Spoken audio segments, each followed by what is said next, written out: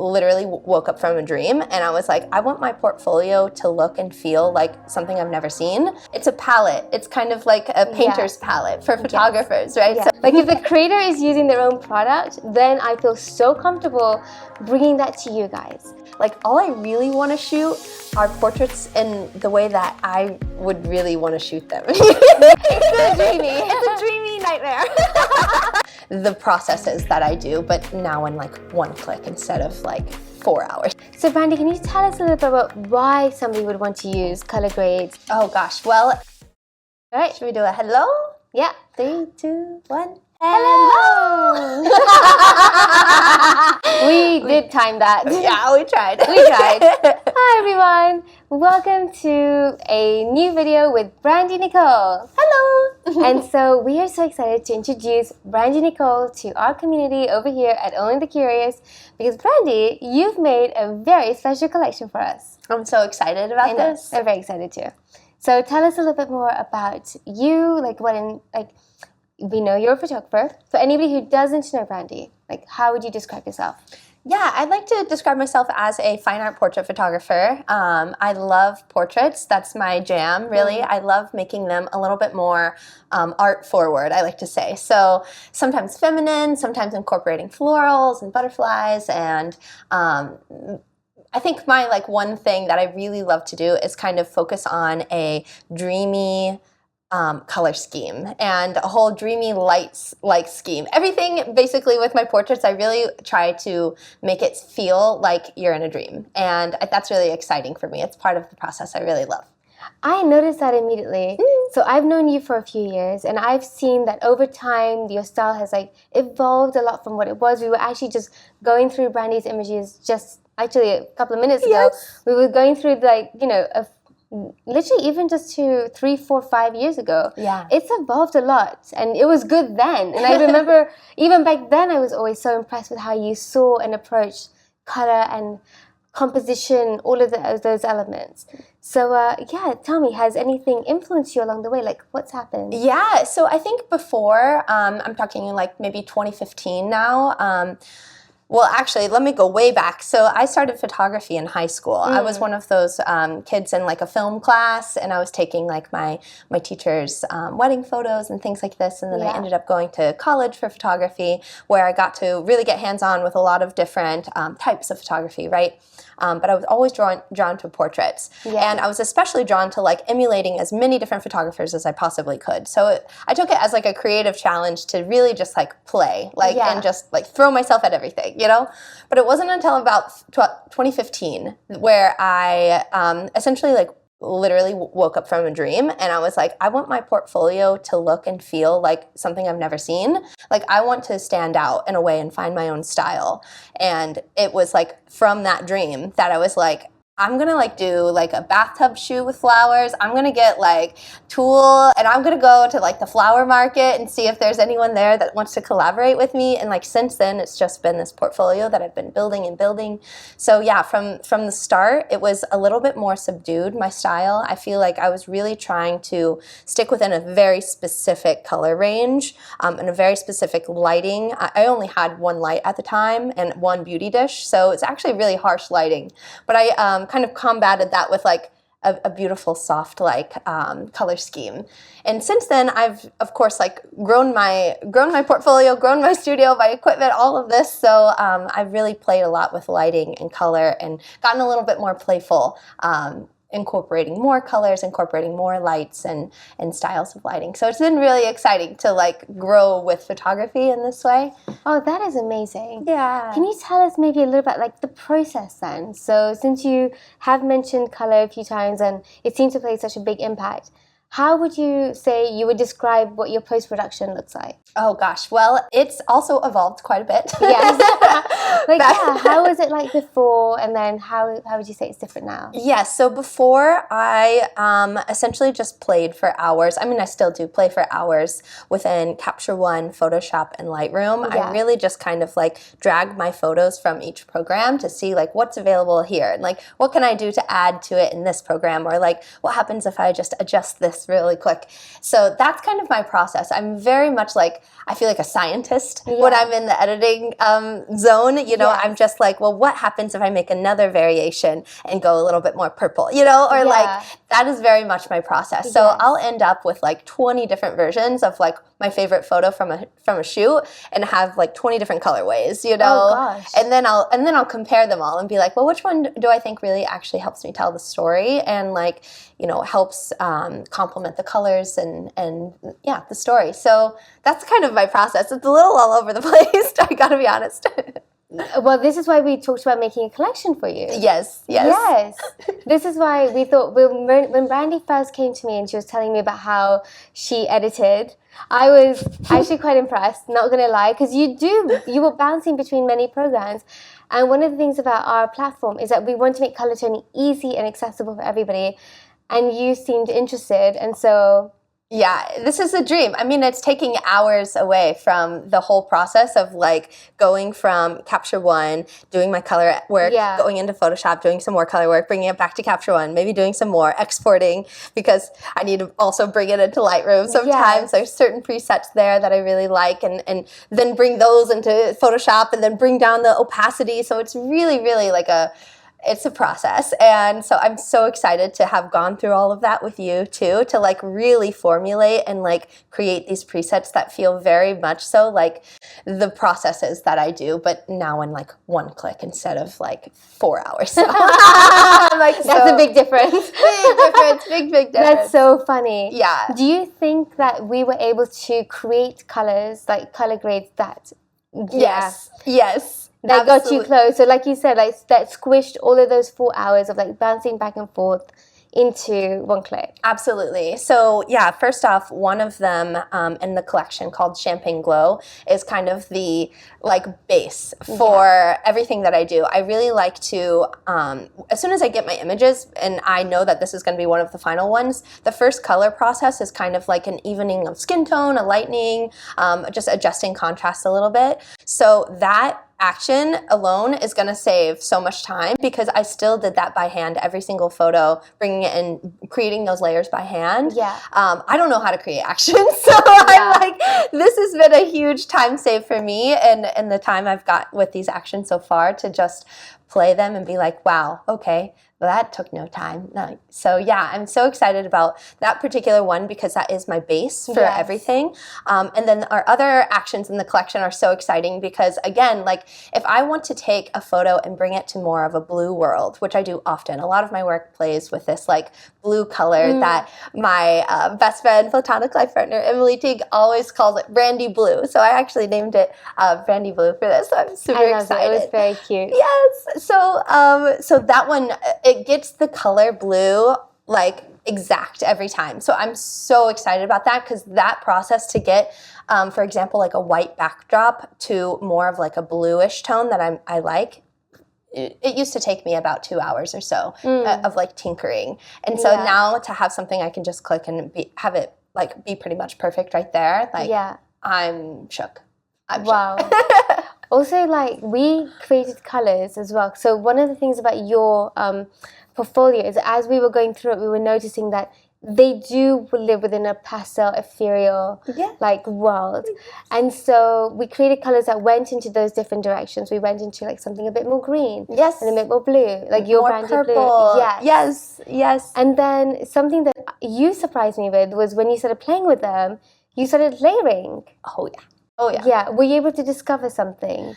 Well, a little bit, yeah. I think when I started to like layer these particular actions, it's like, again, before, like I would have multiple variations and just have one just blue and then just have one just purple. But now that I'm able to kind of like combine them in one file and still keep the file size so small. It's been really fun to like play. For example, there's one that we created that has kind of a prismatic effect. It's got a little bit like of a rainbow effect. So that one's been really fun to layer on top of blue because I like both of those color directions. And traditionally it would be one or the other. And this time it's really fun to kind of like play with them all. So see, that makes me happy. Like it's opening up your own creative possibilities, and that makes me so happy. That means we're on the right track here. Yes, absolutely. Yeah, I'd say so. Yeah. So another question that I had that I'm sure some people might wonder about is like, what shooting conditions would these color palettes work best on? Honestly, I found these work pretty much with all different types of photos and lighting scenarios. For example, my early work used a lot of that harsh kind of light, like a beauty dish, really, like straight on. I think it works beautifully with that. I do think that a softer light gives you a little bit more of that like gradient effect. So the colors you can really you can see they just are a little bit more playful, and even outdoors in natural light. I mean, it's the softest light, you know. So honestly, I think it works with all different types of light, whether it's soft or hard or natural or in the studio. Yeah. I actually practiced it on a bunch of images. So as you know, when we were like doing our meeting, I showed you like all of our test images, and we have images where we have hard light, soft light, natural light from different conditions, and then also different color grades, like different like colors in the picture. So like I would throw it on a picture with a lot of blues, I throw it on a picture with a lot of yellows, just to see what each one did. And it's so cool. Fun. It's so cool to see how like it looks on other people's work too, and it really does translate. So it's like you don't necessarily have to shoot something that looks exactly like how I would shoot it for you to use these and still get beautiful results. And that's so cool to see. Yes. And then I wanted to ask you something as well, which was, does emotion play a big role in how you take a color direction? Yeah, I'd say so. I think that if I'm shooting something that is more storytelling, more of like maybe a self-portrait or something that's just like a personal project, and the vibe of the whole shoot is more sad or more serious, then I'll either go into like a blue world if it's sad, or more of like a black and white or dark world. Maybe like instead of like the dreamscape, it's more like a nightmarescape, you know? And so it'll go more of like dark tones. But your nightmarescape is still so pretty. I know, it's still like dream. It's still dreamy. It's a dreamy nightmare. Yeah. So I do think that emotion plays like really into my color work. Like if it's something that's happy, playful, very joyful, then I'll definitely go more in that like purple or pink or orange peachy land, or the like prism action that we created. Yeah. Just bringing more colors into a photo, I think automatically brings up the like mood and like joy of a photo. So you're using colors to amplify a feeling that you've already captured. Yes. And then that's a beautiful way to put it. Yes. Yeah. Okay, so Brandi, so can you tell us about like what are some challenges that you've faced with color? Yeah, so actually color in the beginning was really hard for me to navigate how to get it into this dreamy space. So again, I'm just trying to figure out how to get my work to stand out, right? And when I'm taking photos, especially outside, these green tones especially were the bane of my existence. Okay. You know, it's just too saturated, and I think it looks too real, I think, a little bit. So my biggest challenge with color early on was really bringing the colors that I was seeing in my surroundings and then translating that into a dreamy landscape. So that's why it actually takes so long for me to color tone and light tone my photos in editing, because I'm adjusting every little color, you know, and still trying to make it look realistic, but not, you know, too saturated. So that would be my biggest thing, is just dealing with like the oversaturation of colors in real life, which is such a funny problem to have. But no, not at all. I could actually see it. Does that then impact how you shoot? Like, does it impact you gravitating more to soft light versus hard light, or? Yeah, I would say... Would you say that you, like, Yeah, typically I now shoot most everything soft light. It's funny because, again, shooting, when I first started, I just had that one light and a beauty dish. It was like the first modifier I ever bought. So it was like, okay, I'm just shooting hard light. And now that I have, you know, the ability to really plan out my photo shoots and use anything at my disposal, I'll gravitate towards soft light, because it does help bring a dreamy aspect to my work when the light is is like way soft and super, you know, you've got this like gradient of tones as opposed to these really harsh shadows. I don't think that really plays too much in like the dreamy world that I'm trying to create. So I do try to stick to soft light, but every once in a while there's a time and place for a hard light. Yeah. I love that. Another question I had was, tell me more about how you deal with trends. So we have trends in photography, we've got trends in color toning. Does that influence you in any way? Yeah, so not really. Okay, I was anymore. wondering. I guess I should say not anymore. Yeah. So in school, I definitely had like a field day with trends. I was really trying desperately to keep up and try everything. You know, part of the assignments that we were getting in college was also kind of to, you know, shoot in the style of this or like try this. And so there was a lot of exploration and like experimentation in that phase of my life. And this is like, you know, 2010 to 2015 or so.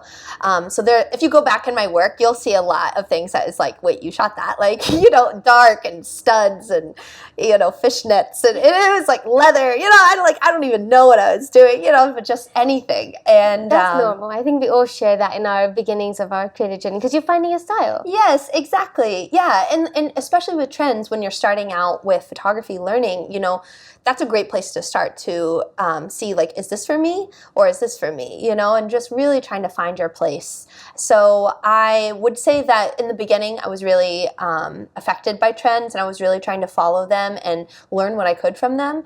But actually sometime around 2015, I decided, you know what, like all I really want to shoot are portraits in the way that I would really want to shoot them. You know, I want to put flowers on people's hair and I want to like go into this like dreamy world, something that feels like feminine and me and like literally my dream world. Like how can I bring people and in my studio and capture them like that I really would want to, you know, and not like if I'm following a trend, you know, I feel like I'm following like what other people kind of I'm following what other people are dictating for me on like what I should shoot. And so I think I really hold true to myself and like what it is that I want to create for my portfolio and for my clients as well. Yeah. Did you find that using presets in the past assisted you when it came to color toning? For sure. I think presets originally was the first like stepping stone into understanding that I can take my images to a different place, you know? So I would just play around with all sorts of actions. I actually had one of yours here. You had one available and I was like, yes, let me try it out. And I would just go through all the different layers. And I think that's a part of learning too, is like you start to see what different layer effects have on your image. So that was really, really cool for me to see and start playing with. So yeah, honestly, actions have always been there for me. But again, it's always like, okay, I'll play one and I'll adjust and tinker and go through every single one and be like, is this right? Is this right? You know, it's very much a scientific process. So again, I cannot thank you enough for helping me kind of like hone my entire process into like perfecting just one action instead of like a mess of like 10, you know, because that's what it was. I love what you shared about that, was how you were able to like go in and adjust. And I think that's why we love sharing our color grades as both actions and profiles. Yes. Because you can do that for both of those. Yes. You can literally open up a group and like go in and adjust and then still use a color grade to push your own style and vision into an image. Yeah. I think like it's rare that like one click and you're done, right? Like I think slight adjustments, you know, or like just playing exactly with like just the contrast, or maybe there's a color layer that is like, you know, doing something interesting and just like bringing the opacity up and down is like one of my favorite parts of the whole process, because you just are presented with so many options that you can take your photo into this direction or this direction. And I think that's one of the coolest parts. I love that. So Brandi, can you tell us a little bit about why somebody would want to use color grades or like our actions or like your profiles? Like why would they want to do that? So if So if you're anything like me when I first started and you're just like looking at your images and you're trying to think like, how can I get this into a more creative place? That's a great time to start using actions because again, you can go through and really fine tune it to something that really suits you.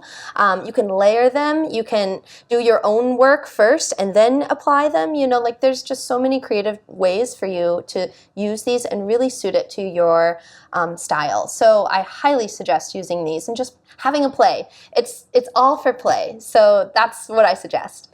And that goes for both if you're a beginner in your journey or even a pro. Oh, for like sure. It's quite fun, isn't it? Whether you're doing both, whether you're on either side of that spectrum. Oh, for sure. Yeah, I'm still playing with new actions that I get all the time. I'm just like, I think it's so fun to play with color and see what's available and really just, again, like make a lot of variations and kind of see what different outcomes you can get based on what you're doing in the editing. So I think that's one of the really exciting parts of the process. Thank you, Brandi, so much for sharing your thoughts with us. I hope that everyone checks out your color grades. She's worked so hard on them, so please do check them out. Please support her.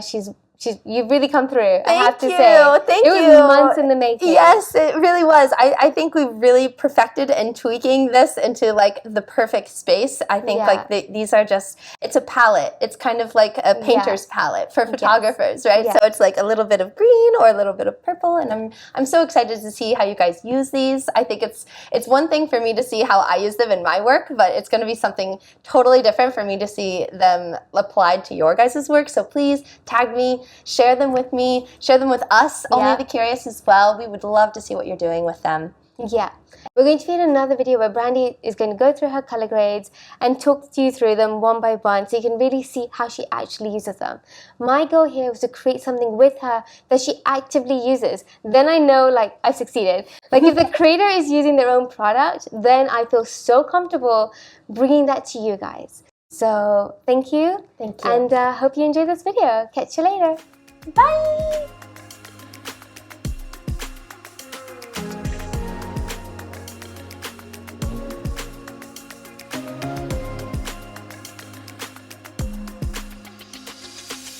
You're brilliant on video. Hey, should we not redo the intro? I feel like, I don't know, was the intro okay? Was it okay? It was fine for you? Yeah. Okay, yeah, it's fine for you, that's fine for me. I feel like I was like, hello, and we're like, hello, and we're like off on the, it's okay, it will be authentic.